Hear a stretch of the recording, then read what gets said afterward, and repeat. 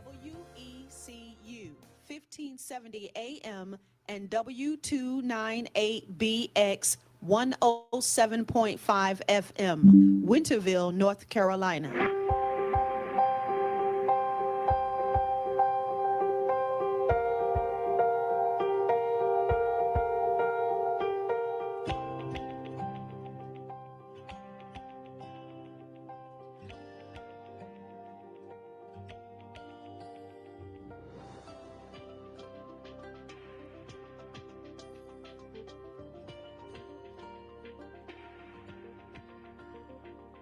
Motivations with Glenn.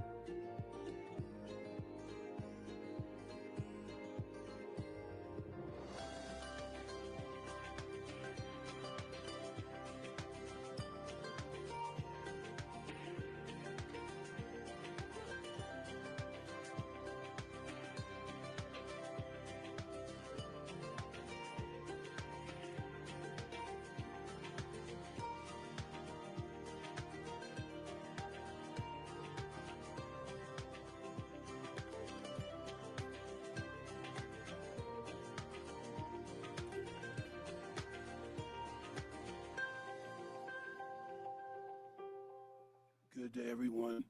Thank you for tuning into Awesome Radio, to the Glenn Johnson Show, Motivations with Glenn and Apostle Jacqueline Cullins Williams. Here on Awesome Radio, 107.5 FM, 1570 AM, WECU. We have a top story for you today, a leading story of someone or another story of someone getting locked inside of a Tesla when the battery dies. This time, it's a child in a car seat. Firefighters save kid trapped in Tesla, June 21st, 2024. I'll play the audio clip, then I'll turn it over to Apostle Jacqueline Cullins Williams.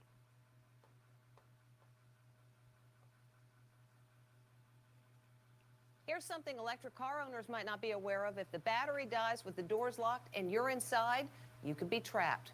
Les Trent has a simple way to get out that all EV owners should know. I spoke to Renee Sanchez, whose granddaughter was locked inside her Tesla after she says the car battery ran out of juice. I put her in the back seat, in her car seat, strapped her in, went to open my door, and my car would not open. I could not get in, and my granddaughter was trapped. So you had no warning at all that your battery apparently had died? No. She urgently called 911 and fears what could have happened if firefighters hadn't broken open the window and safely removed the little girl. I live in Arizona, and we're going to hit 114 today, and it doesn't take very long to suffocate. So what should people do if their battery fails in an electric vehicle and their doors won't open? It turns out in most cases, there is a simple solution. Car expert Vlad Fayer shows me that inside a Tesla, there's a hidden latch that will manually open the door when it's locked shut. And you just pull this handle up and it'll unlock the door. If you didn't know what this was for, you wouldn't even think about that being a release. Yeah, it's kind of hidden. He says the placement of the hidden latches varies in different electric vehicles. As for this grandmother, she says she will keep her driver's side door wide open when fastening her granddaughter's car seat, so this never happens again. Okay, I just want to mention before I get over to Apostle, one thing he said at the end. The hidden latches varies in different electric vehicles. So that's something that everybody should know. The electric latch, hidden electric latch, varies in different makes and models of automobiles. Also, that information was verified by verify.com. And what verify.com essentially is, it verifies information of public concern. When it's released, they verify it.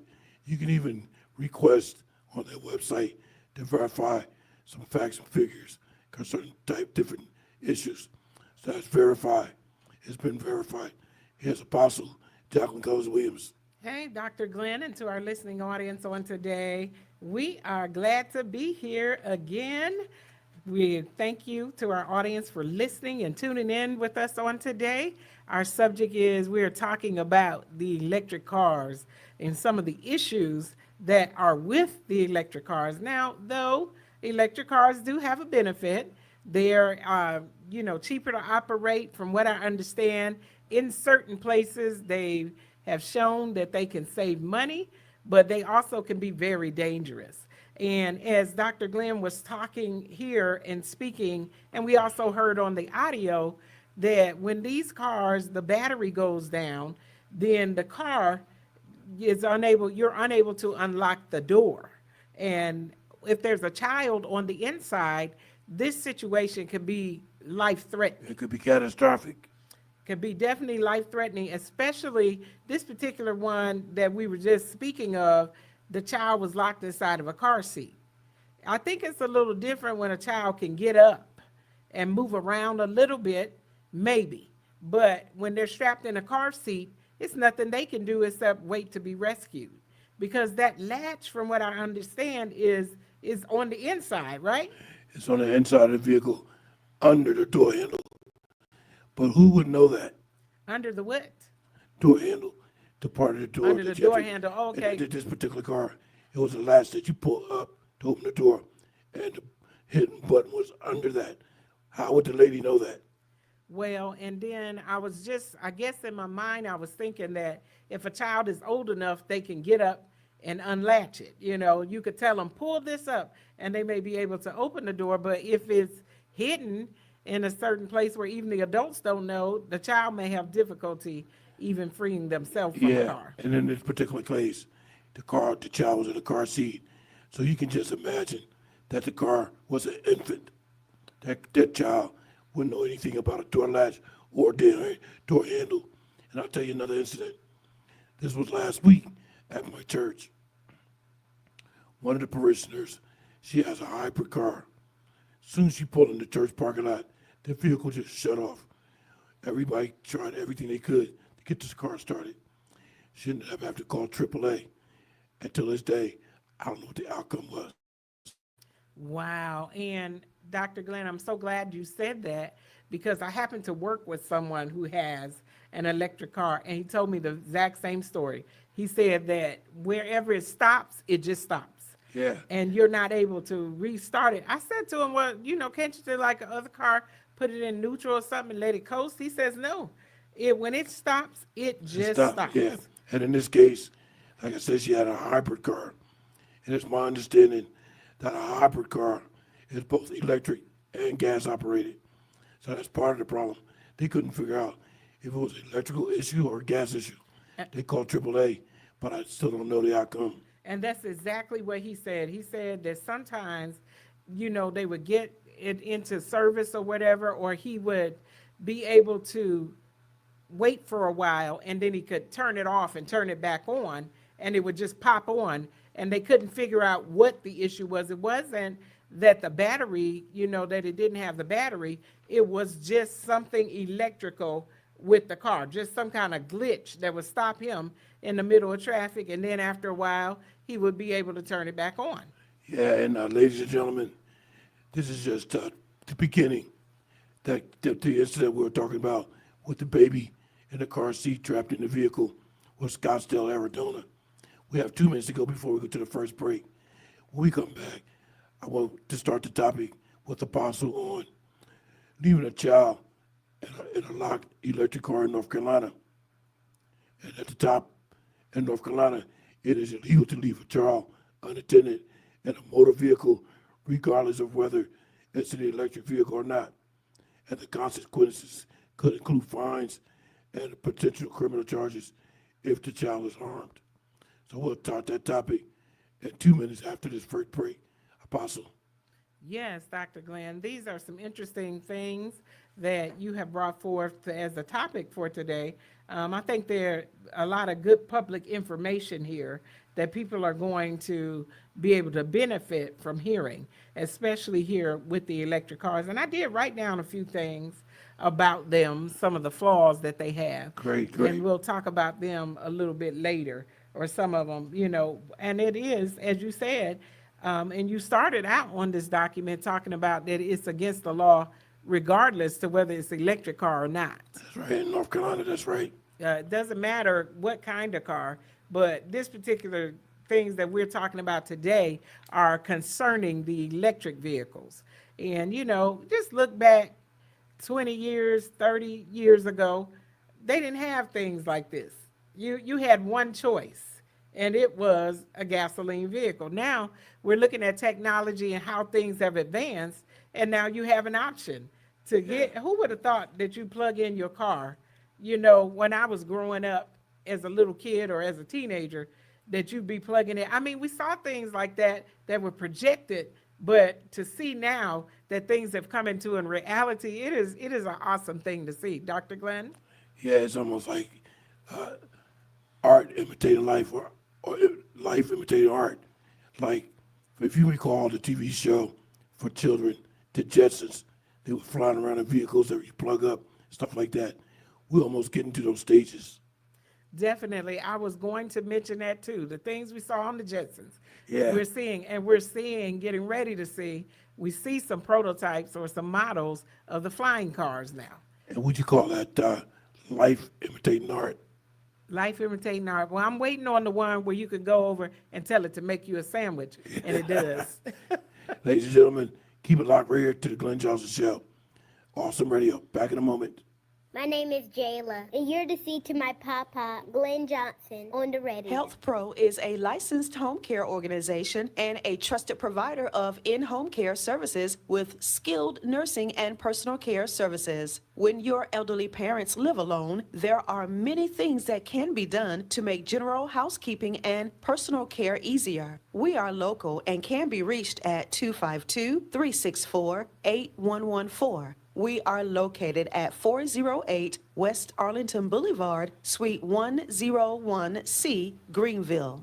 At Health Pro, our services provide a relief for the aging and the disabled population who prefer to recover in the comfort of their homes. Our services expand beyond the normal, and we are currently serving 17 counties in eastern North Carolina. Veteran personal care services, companion care, sitter care, respite care, private pay home care, pediatric adolescent personal care services are just a few of the many services we offer. Visit our website to see all of the services we offer, healthpronc.com. That's healthpronc.com. Health Pro, 408 West Arlington Boulevard, Suite 101C, Greenville, 252-364-8114. That's 252-364-8114. Health Pro, a local, trusted, leading provider of in-home care services. I am Miss Mary Cox. I'm Killer Thigpen's mother from Awesome Radio. Welcome back, ladies and gentlemen, to the Glenn Johnson Show, Motivations with Glenn and Apostle Jacqueline Cullins Williams. I'm going to apologize before we get started on the document concerning North Carolina, because I've been on the phone for 2 hours before getting to the station, so my voice is going in and out. I'm going to have Apostle read the majority of the document concerning North Carolina, and then I'll try to add in as you go along. Apostle. It says here, in North Carolina, it's illegal to leave a child unattended in a motor vehicle.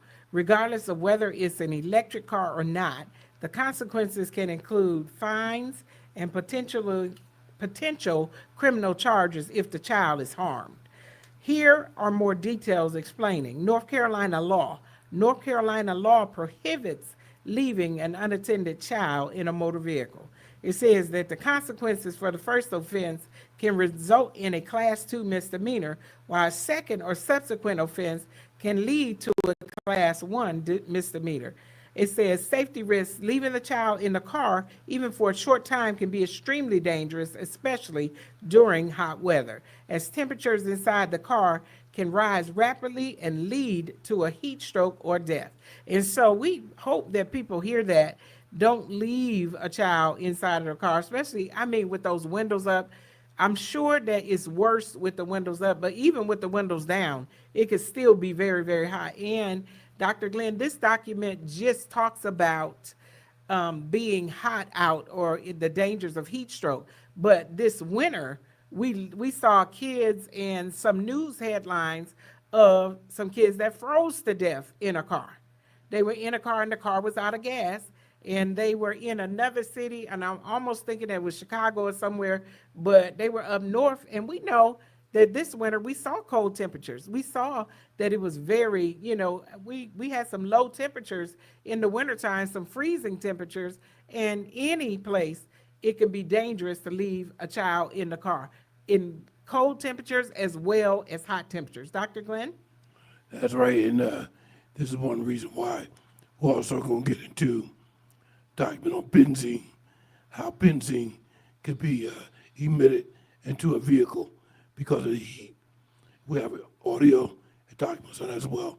We might not get to it all today, but if we're not, we'll have part 2 next week. Apostle?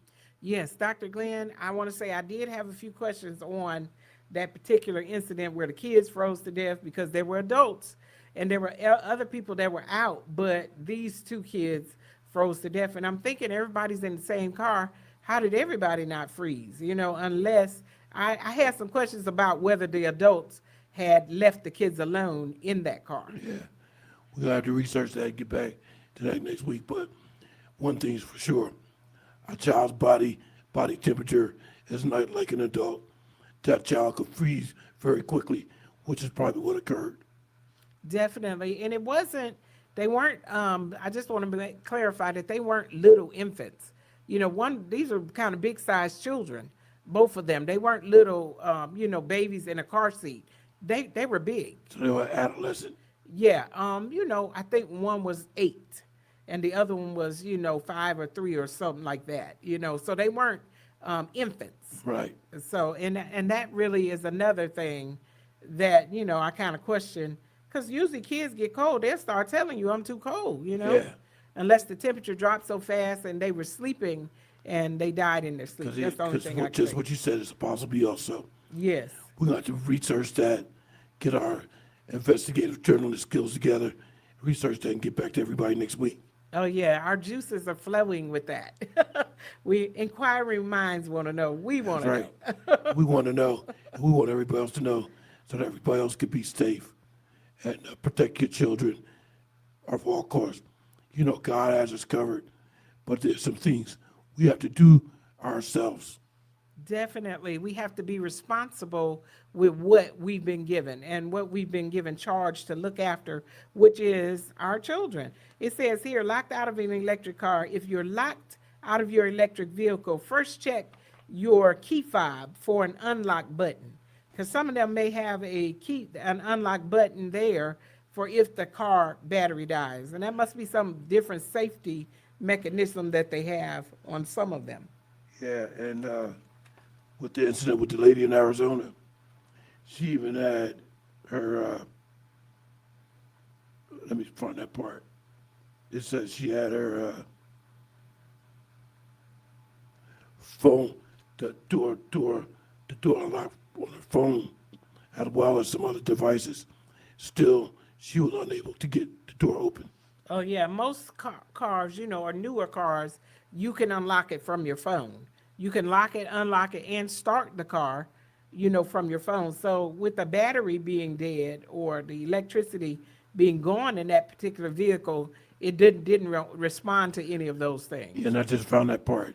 It says that she had a phone key, and the phone key would not unlock the door. Also, her card key would not unlock the door. And then some of them now, Dr. Glenn, and this may be a good thing for them to do, it has like a little combination on the side and outside of the car and maybe it has to still have electricity for that to work. Yeah, but I definitely have to have electricity in order to work. Oh, yeah. So that See, wouldn't work either. that's where it gets to be bad. There has to be another way. And it said here to check your owner's manual for specific instructions, which might include using a mechanical key or a backup battery terminal. And that is another thing. And you know, in my mind, you know what the mechanical key would be? A sledgehammer. Well, when on that particular article we were talking about, they did use an axe. They had an axe and they broke into the car with an axe. And it said that the child was fine sitting there, but once the fire department came and she heard the sirens and when they broke the window, then the child began to be afraid and began to cry. Absolutely, because the child felt danger at that time. Because, you know, that child was an infant, so that child wouldn't know how to react. So it says, yes, you can lock yourself out of a Tesla. There are few cases where it can. So they must have been thinking that the Tesla was one that you couldn't lock yourself out of. It said it can even potentially become dangerous when firefighters were called to rescue the little girl from the Tesla, whose low voltage battery went flat.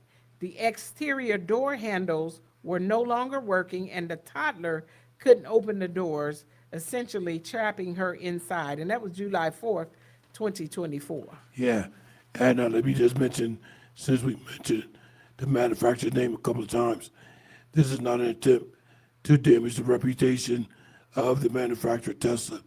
This is stuff that's been in the public. It's in the public eye, in news articles, YouTube, and various other news reports and social media. So this is not an attempt to damage the reputation or name of Tesla.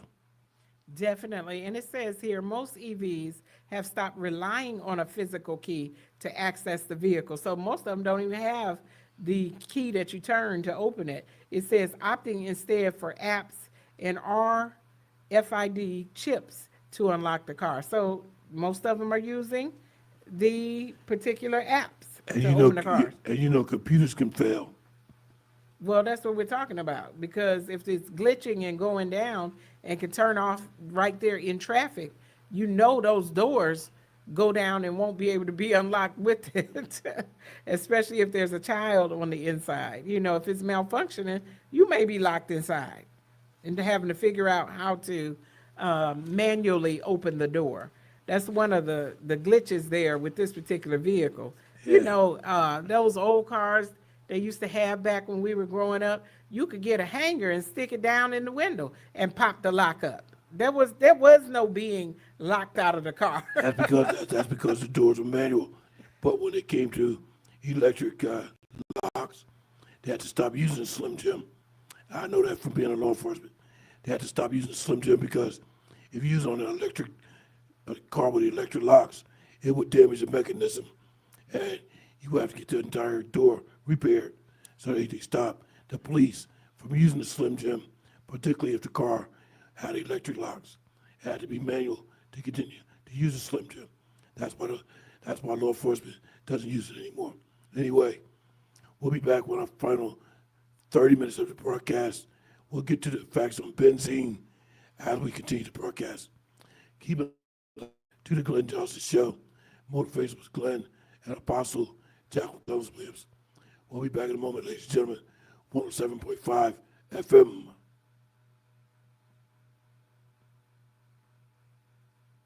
Hello, my name is Daniel out of Greenville.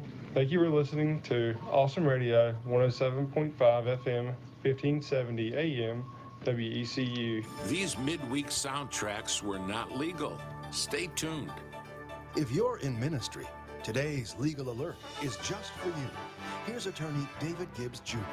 A fine church in Central Florida has a pianist to accompany the congregational singing for its Sunday services. But on Wednesday, when they hold a service, they use a copyrighted CD because their pianist could not be present.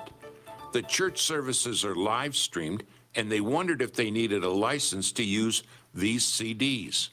When church services are live streamed, anything that is copyrighted, including accompaniments for congregational singing, must be licensed, even when such items might be used freely if the services were not available online. Please be careful about this distinction. When you have questions about the copyright law, please contact us or someone knowledgeable in this area at the Christian Law Association. The legal landscape is certainly changing for Christians, so let the Christian Law Association be your compass and guide. Free legal resources are just a click away at christianlaw.org. For example, you'll find legal brochures, case updates, our e-alert newsletter, and a complete publication catalog, all at christianlaw.org. That's christianlaw.org. The Daily Drum presents A Walk with the Animals at the Asheboro Zoo in Asheboro, North Carolina. This is a free travel trip to the Asheboro Zoo to spend a day with nature, Friday, May 30th. Seating is limited and they're filling fast. For more in-depth information, contact Mr. Ben Johnson, 252-258-6827. A Walk with the Animals at the Asheboro Zoo, Friday, May 30th, courtesy of Job Fair Street Summit 2025.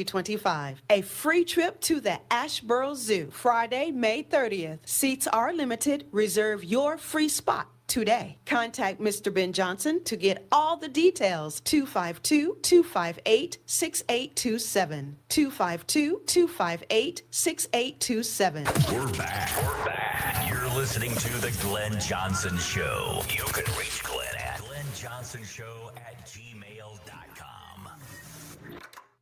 Welcome back, ladies and gentlemen, to the Glenn Johnson Show, Motivations with Glenn and Apostle Jacqueline Cullins Williams.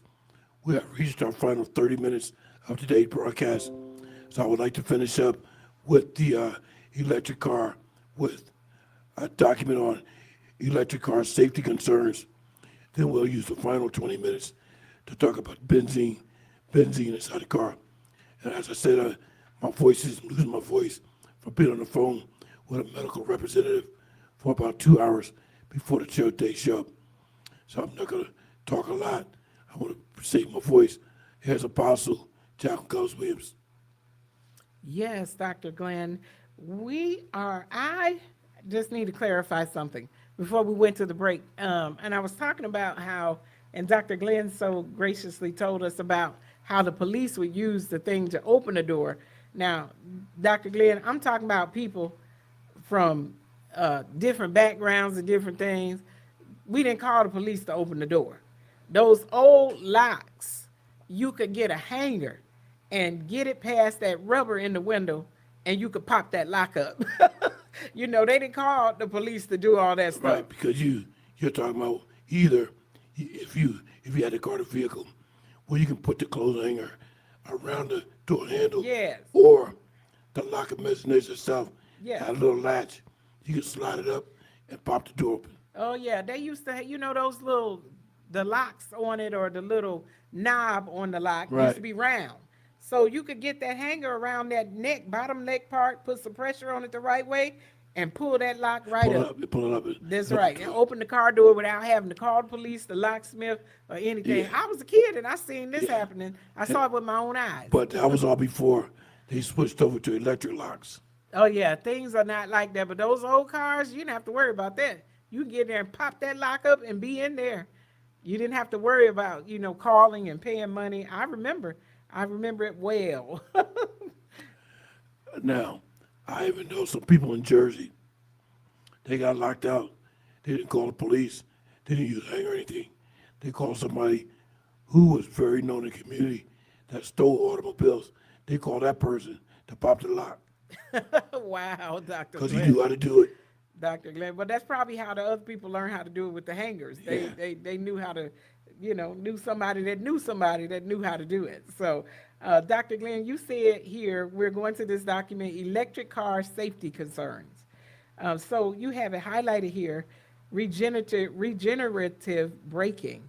The electric motor in an electrified vehicle can be used to slow the vehicle, capturing energy in the process. This energy would otherwise be lost in the form of heat with a mechanical conventional braking system. The vehicle still utilizes conventional brakes to slow the vehicle during some braking events, such an emergency braking or when the battery is fully charged. So this is talking about when it goes down and how it can abruptly stop the car, I believe. Is that what we're talking about here? Yeah, and would you read that first part? Electric and hybrid vehicles overview. Electric and hybrid vehicles overview. There are more electric and hybrid electric vehicles on our roads than ever before. Understanding how these vehicles, ranging from compact cars to pickup trucks, work and how they differ from gasoline vehicles is important. We also have information on how to safely operate these vehicles, how they contribute to fuel and cost savings, and how the vehicles are more environmentally friendly than conventional gas-powered vehicles. Yeah, and when I get to church Sunday, I'm going to approach the member at the hybrid car to find out what the resource was when she called AAA. I need to find out what occurred and what happened so I can bring it forth to the public. Well, Dr. Glenn, I'm sure that she got some kind of help. These electric vehicles and things, I'm sure that the, tow truck people, and it did say here that that's one of the drawbacks of having one of these electric vehicles is that there parts scarcity. Everybody's not selling the parts for electric vehicles because they're not selling the electric vehicles. To find mechanics, that's a drawback because it's an electric vehicle. There's not as many mechanics working on the electric cars as versus the regular standard vehicles. Well, once again, that's why I would ask that congregational member, what did they find out about her car, how they got it started so she can get out of the church parking lot. Somehow they got it started for her to leave the parking lot of the church. Definitely, and that's why also the tools and the parts, because even having the knowledge, there are different tools for those vehicles versus, the regular vehicles. Oh yeah, there's definitely different tools. Yes, so it has a lot of drawbacks for it. Even, getting help, they would have to make sure that the tow truck company or the mechanic company knew that they were driving an electric vehicle. Before we go to the next break, let me just play this brief audio clip on benzene. Then when we come back, we'll start the topic on benzene. We'll utilize the last 20 minutes for the topic on benzene. Do you know there is a problem with air we breathe inside the car? Why so, honey? Dad, our car cabins with plastic wall, rubber flooring, and synthetic fabric ceiling would be around 200 to 400 cubic foot size. So, what happens? Though it is closed all the time, toxins from outside, external factors and inside parts fills in the cabin. Yes. You are right. Invariably, we breathe those toxins. And on repeated exposure, it reacts with blood cells and creates leukemia and cancer. Who says? WHO, World Health Organization says it. Their guideline says even for exposure of 2 ppm of benzene in a day, it means 2 drops concentration in 1,000 liter. This level can cause cancer for 1 out of every 10 in long run. We have to do something about it, otherwise we could be victim too. Yes, Dad. But how did you know all about it? Dad Whiteleaf is educating about it. Check their website www.mywhiteleaf.com. And they have the product to address this issue. It is important to have it in our car. Please don't delay it. Sure, huh? Okay, that was a short clip on benzene. We have 2.5 minutes to go before we go to the next break. Then we'll be back with our final 20 minutes to have a real conversation on benzene. If you'd like to call in with a comment or question, please do so by calling 252-756-2008. Apostle. Yes, Dr. Glenn, we are going to shift into talking about benzene in cars. And I must say that before I started, here with you, working with you on this radio broadcast, I had never heard of benzene. And I'm sure that plenty of our listening audience is going to be going, well, what exactly is benzene? So I think we need to give them a good definition. Yeah, you never heard about it until we did that show last year. Until then, I was like, and this can't be real. I've never heard of this. No one's ever mentioned it. And it seems like when there's things that you're doing commonly every day, that someone somewhere should have mentioned the dangers of benzene. And benzene is not only found in your car when you first turn on the air seat with the doors and windows up. It's also found on your dashboard, other parts of the car that's plastic material or anything like that. Even found in some household items. And benzene could be extremely dangerous. It's a chemical compound. It can lead to a life-altering situation and even death. 60 seconds, Apostle. Definitely. So we're going to definitely look at that and give you some information on benzene, because I'm sure that, like myself, many have not heard of benzene or what the danger could be concerning benzene. And from what I understand, it is when you have the air conditioner on in the car or you start it up with the air on, and that's where the benzene danger can happen, or the biggest risk of benzene. When you first start the car, turn the air seal on right away without letting the heat escape the vehicle. That's when benzene is emitted throughout your vehicle. We'll talk about more of that when we come from the break. Ladies and gentlemen, this is the Glenn Johnson Show. Motivation with Glenn and Apostle Jacqueline Cullins. Awesome Radio, 107.5 FM, 1570 AM, WECU. Back in a moment.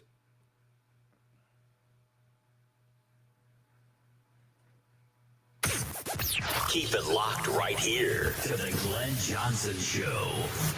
This is Global Perspective from New Life Africa Networks. Most of us would have a hard time even finding the Republic of Benin on a map.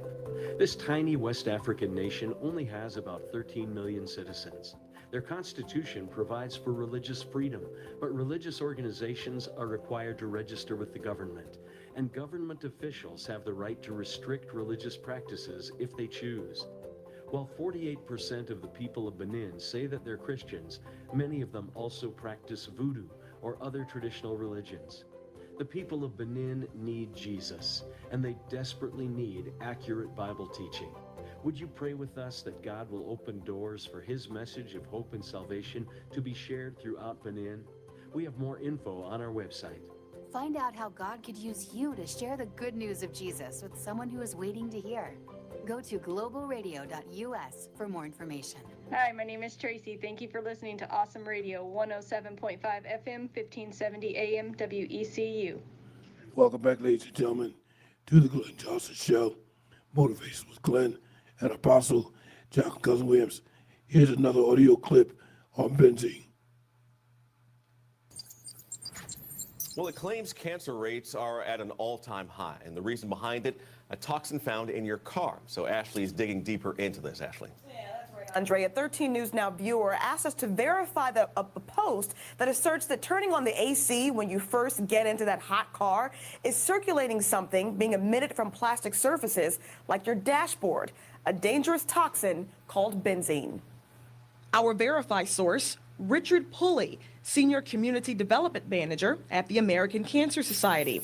Now, he says rolling down the windows when you first get into a hot car is a good idea, just like the post suggests as the alternative, but not because of toxicology. Let the cold air replace the hot air, but not because of benzene levels, just it's more comfortable. Pulley and the American Cancer Society first addressed this scary message back in 2011, yet it continues to make the rounds online. In a blog post, ACS acknowledges a 2007 German study which found that the air inside parked cars is not hazardous to human health. In fact, some level of benzene can actually be found in many common products. There's benzene all around us. Pulley says they're typically high-level, long-term exposure to the toxin, such as cigarette smoke, gasoline, or pesticides, in order for cancer to develop. And he adds that cancer death rates in the United States are actually declining. So this post is false. Now, if there's something that you want our Verify team to look into for you, email verify@13newsnow.com or contact our fact checkers on Facebook or Twitter. Lucy? You can't trust anything anymore, I tell you. No. All right. Well, now that got us wondering about some ways to help you cool off your car interior in the hot temperatures. So we paid a visit to Richard Quinn at Ward's Corner Shell in Norfolk. And he is suggesting place those sun reflectors in your windshield. You can also place a hand towel over your steering wheel, the gear shift, leather seat, or any surface that will be hot to the touch. So Quinn also says one easy step can help cool off the interior very quickly. Try to roll all 4 of your windows down when you first turn your AC on. Drive for a few miles with the windows down to help circulate the hot air out of the car. So he also suggests tinting your windows, but under Virginia guidelines, of course. Okay, one thing they mentioned in that audio clip was when you first get inside of our car, do not turn the AC on before you roll the windows down and get the hot air circulated out of the car. Not only to prevent the release of benzene, also you don't want your windows to implode. Your windows could implode with the hot air and the hot air and the pressure that's inside your vehicle could cause your windows to implode. One other thing you mentioned is gasoline. Benzene is a compound of gasoline. The EPA limits the amount of gas allowed in fuel to 1.3%. Also, vehicle exhaust. Benzene is emitted from the vehicle exhaust as unburnt fuel. Interior materials. Some car interior materials like plastics, adhesives can release benzene over time. Apostle? Yes, it said reducing benzene exposure in cars, as Dr. Glenn said, ventilation is not to turn the air on first, but to air the car out with the windows. And I guess I was just kind of thinking about that, Dr. Glenn. Sometimes the air outside could be just as hot as the air inside. When you let it down, is it really going to vent it unless you drive it to get the air circulating, and that would get the air out of there? Yeah, but here's one thing I know for a fact. If it's hot outside, you go outside, you get in your car, it's full of heat. If you roll your windows down, start driving, it'll circulate some of the hot air out of the vehicle. Also, wait a little while, turn the AC on, you'll feel it pushing that hot air out of the vehicle. Definitely. It also said here, benzene in parking garages. So there's the danger of people that have garages of benzene exposure. It says, a study showed that people living in homes with attached or integral garages may have higher exposure to benzene, especially if a car with high benzene emissions is parked in the garage. So that tells us there that just having the vehicle parked in the garage presents a danger. And that's why you're not supposed to leave a car running in the garage with the doors down, because not only will it emit the benzene, but also the other one, what's that other one? Carbon monoxide. Carbon monoxide, that's right. That's why I have a carbon monoxide detector in my garage. Now I'm going to see if they got a benzene detector. It says here that benzene is a toxin that affects your kidneys and liver. In fact, it's extremely difficult for your body to get rid of this toxic stuff. So please open the windows and ventilate your car. Give time for the interior air to air out and drive away the deadly gas before you enter it. Yeah, we have 3 minutes before we go to the next break. Then we'll be back with our final 10 minutes. I'm going to let Apostle bring forth to you some more information about benzene. Like I said, my voice is going out. It's already impaired, but I'm getting short of breath. It's going out. So I do apologize today. I don't want to lose my voice altogether, so I'll give it back over to Apostle. It says, how are people exposed to benzene? People are exposed mainly by breathing in air containing benzene. So it's not just it being in the car, it's the fact that you have to breathe it in, that you have to be in there and be present with it. And I'm still, in my mind, I have a lot of questions. And just, I think about it a little bit more deeply, because you got to get in the car in order to let the windows down and drive out the air that may have it in there. So you're in the car All right. with the benzene air. But I have a question, and I'll pose this question to you.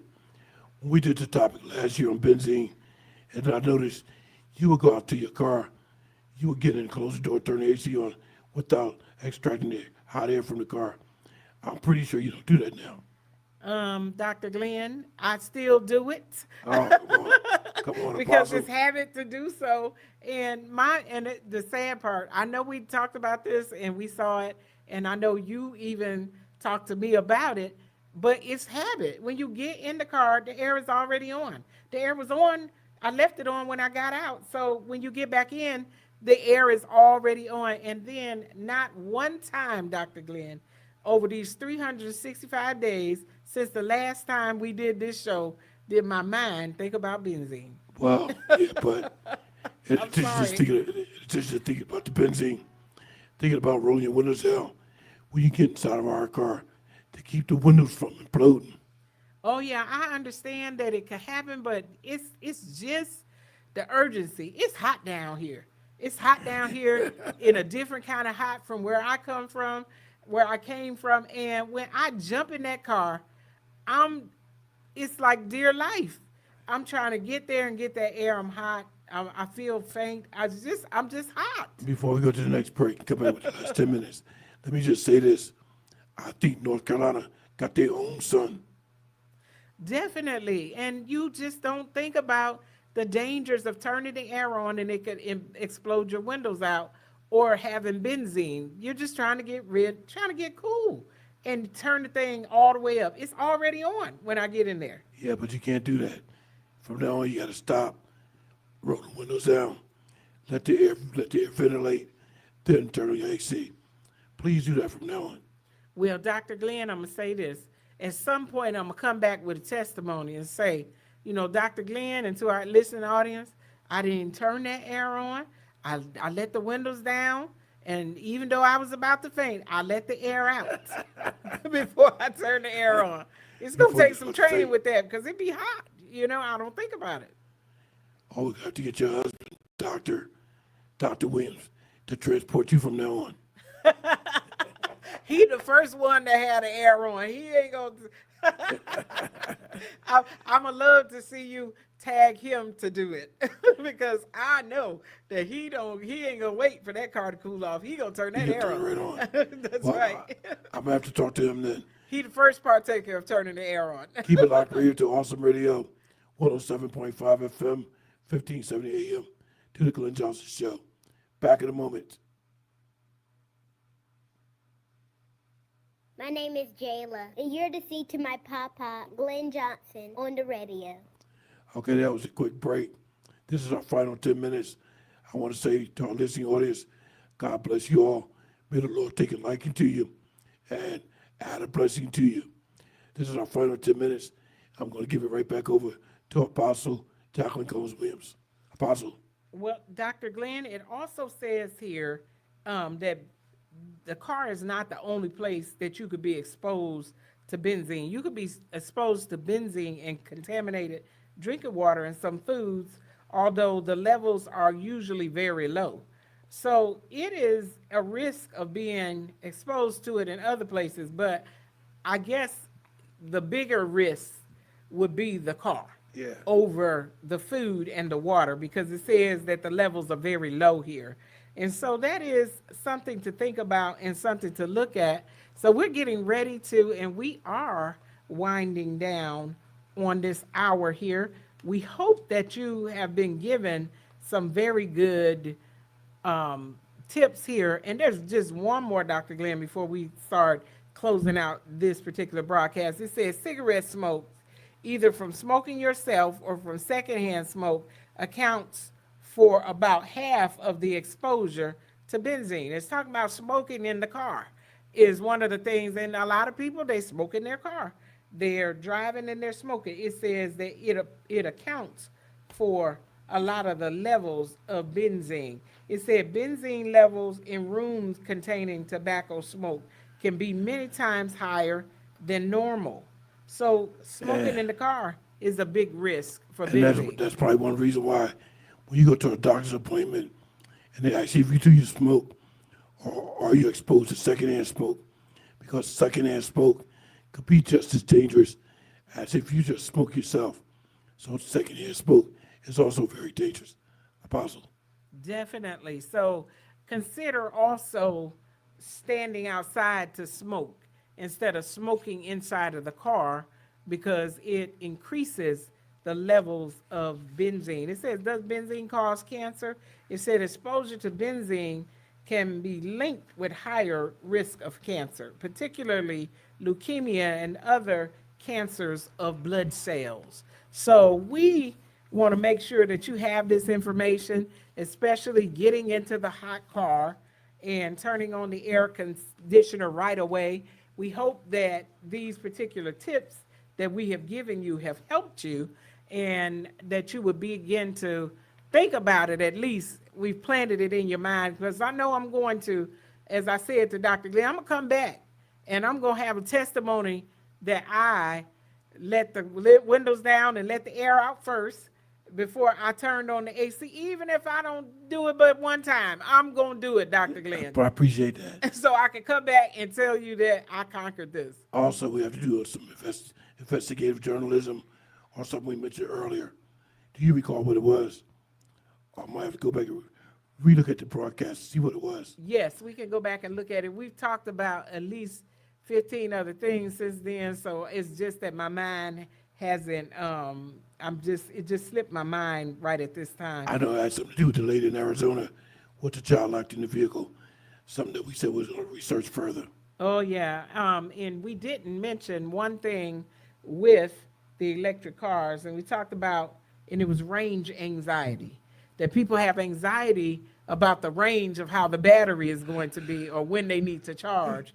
And that in itself would be one of the reasons that I would not have one of those vehicles, because I already struggled, Dr. Glenn, to keep my phone charged. Then why am I going to try to get a car?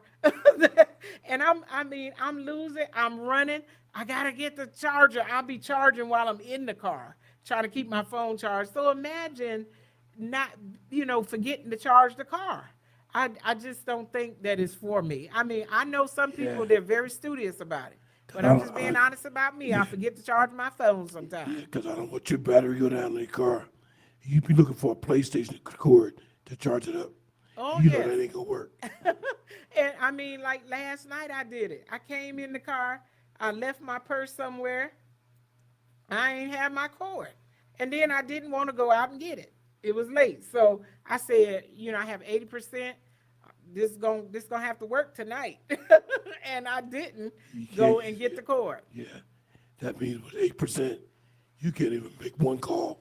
Well, go dead. So imagine the car forgetting to plug it in. And I don't feel like going out in the night to go plug up the car or do whatever, or take it to some charging station. And if it's right, the charging station, because if you're on the road, you're not at home, we can plug it in. And there's not a lot of places that have charging stations. Right, and it also takes a long time to charge it. That's another issue or downfall with those particular cars, that it takes a long time to get the car charged. I don't want to sit there and wait that long. So I'm gas and go for me. That's right.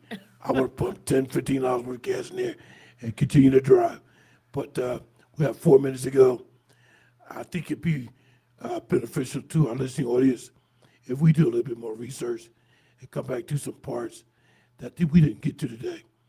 Because I do know one thing: driving in the rain and what the law says about driving situations in the rain here in North Carolina.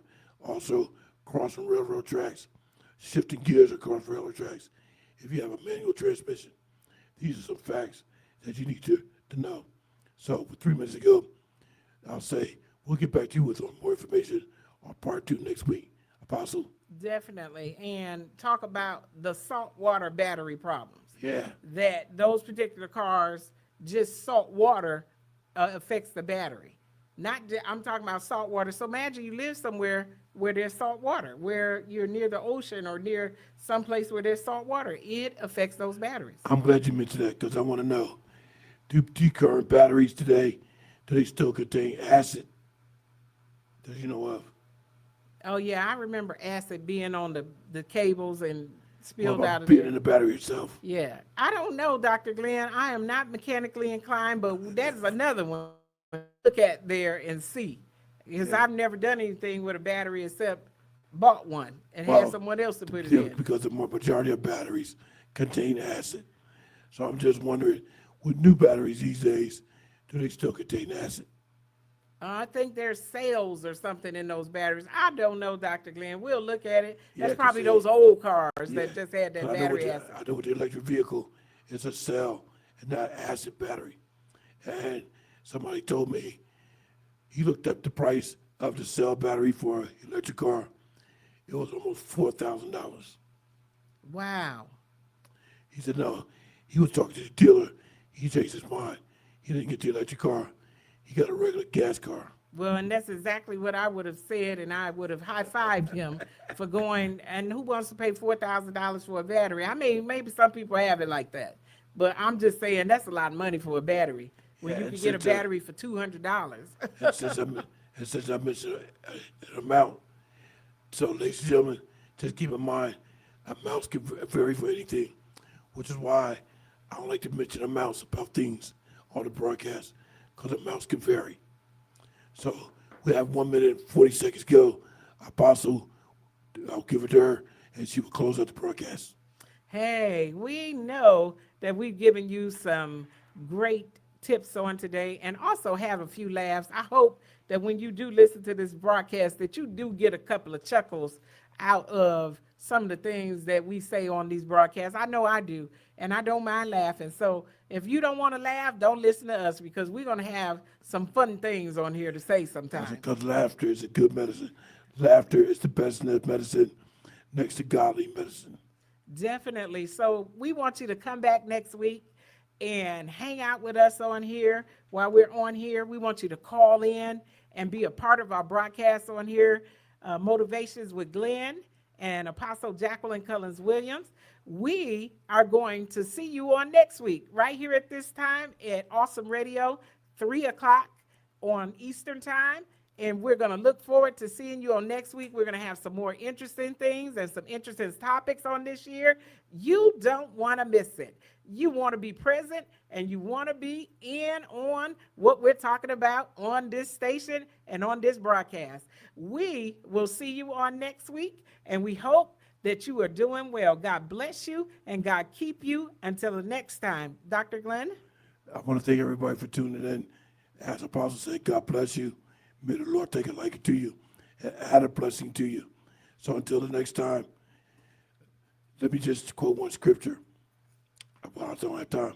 Tune in next week, 107.5 FM.